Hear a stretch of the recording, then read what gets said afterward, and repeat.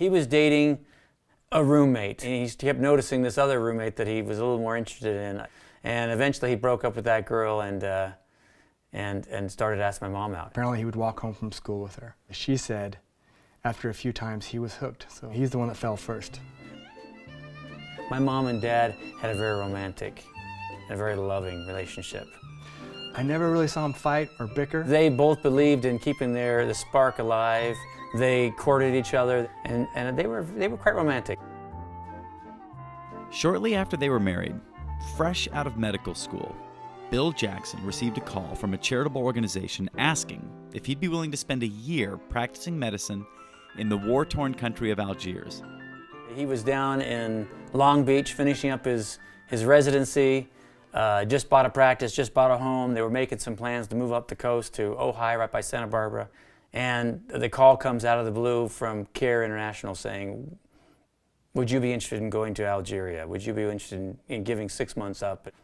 And he said, boy, you know, this is not the right time. I'm not sure I've ever thought about that, but I've just bought a practice. I'm ready to go. My wife's pregnant. And I explained to him our situation. I said, sounds neat, but I can't do it. Went out and told my wife, and she said, we'll always be sorry. And somehow that struck me. And so he picked the phone up, called him back, and said he'd go. And I don't think before that time they had really ever talked or discussed about doing charity work and going overseas and doing any of this.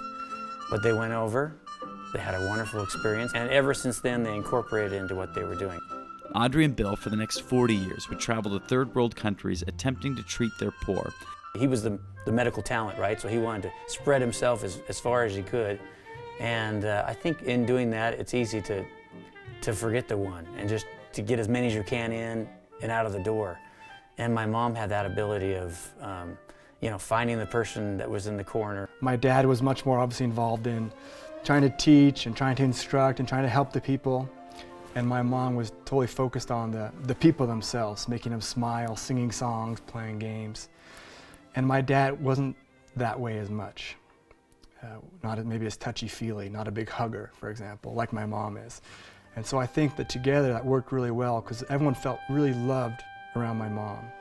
And my dad helped to make things run better.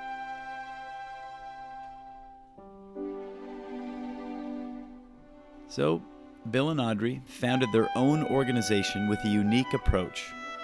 Help local doctors. Develop them, give them the equipment they need, and have them treat their own poor. And that's what they did.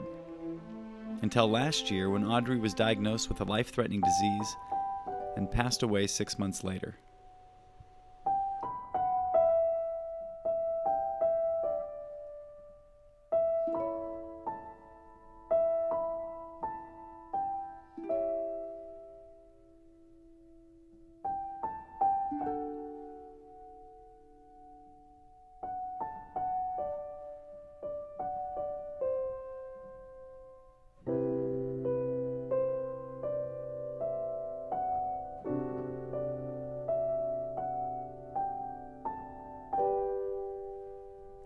And it was also hard to be here where so many memories were and so many people. And he wanted to kind of get out and get lost in the work.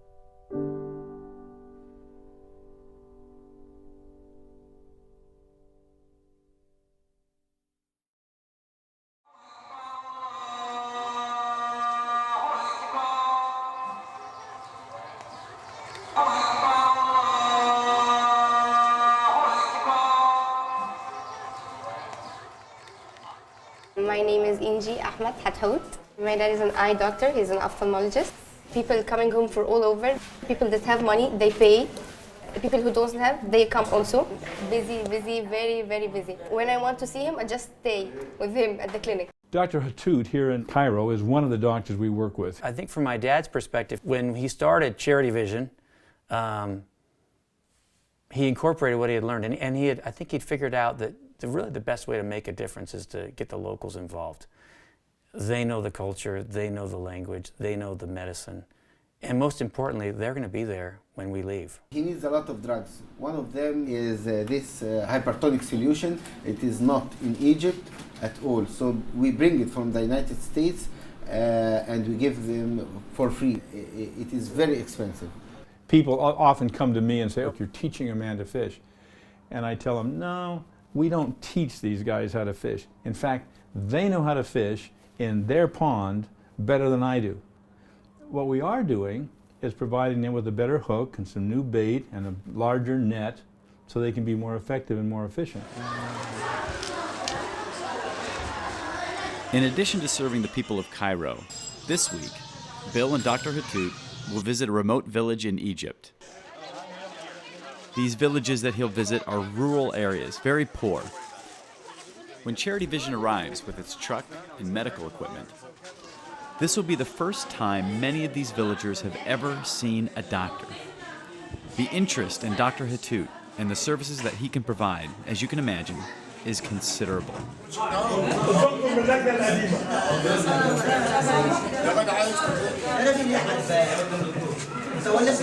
They have 74 patients to be examined today. How are you going to do that? By the will of God. He gives me the strength, the concentration, and the power so I can finish them. Yalla. اللي تعبك. Why the local doctors make a difference. They come in, they understand that he's seen these kind of infections before, he knows what he can speak their language. It's the only way to really get help, is to get them to do it, the local doctors.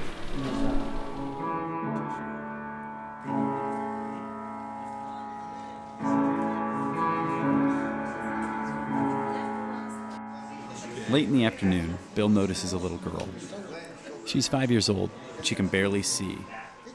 Bill quickly ushers her into Dr. Hattout's chair where she can be examined. She will be the 73rd patient that he's seen today.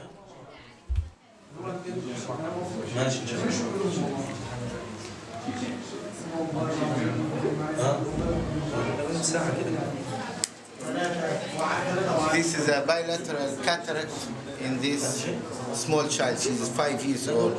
By this vision, she cannot see more than 1 meter. She can't go to school, she can't learn, she can't go and play by her own because of the very weak vision.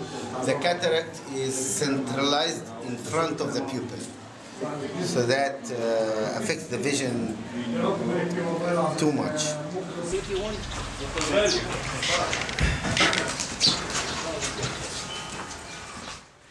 In the U.S. and other developed countries, this condition is treatable with a very simple procedure. However, for Fola and other kids like her in Egypt, they simply don't have access to the kind of care that could treat this very curable disease.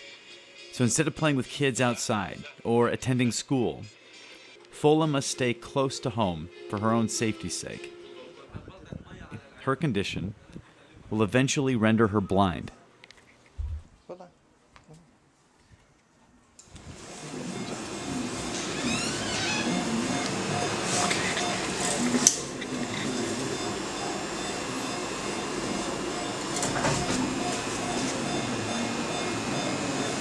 Dr. Hattout is able to schedule a surgery, and with equipment provided to him by CharityVision, he is able to perform a very simple but very delicate surgery.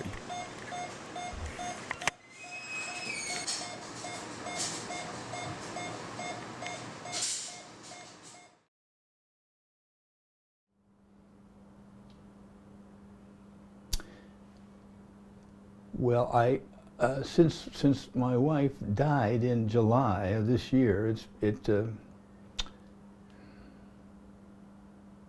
the difference, I guess, is that now I have a little more time to go to these places. It's not as much fun to be by myself, but I remember her attitude, and that makes a difference.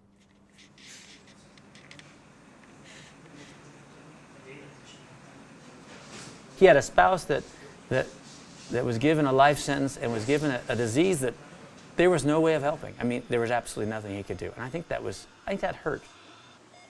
But I still think he's transforming himself and he's becoming even a better person because my mom has passed. He has a new appreciation for sorrow and for maybe seeing someone struggle. he's seen it all his life, but maybe this is the first time he's had to experience it on such a personal level.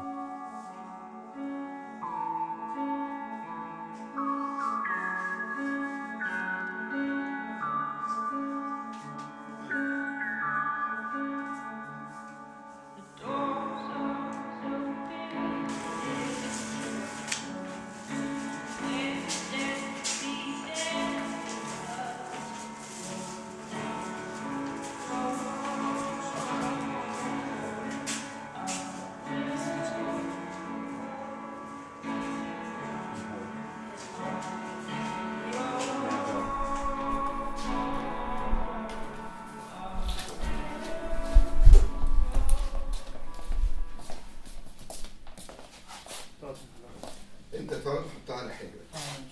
يلا يا حبيبي.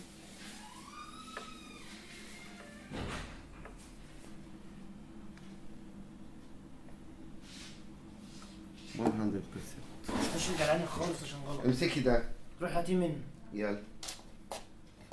طب خلاص. This program has sort of opened up and allowed me to be very much involved with helping other people to do their thing. That's been a great blessing. I realize it when I come to a country like this and you witness it firsthand.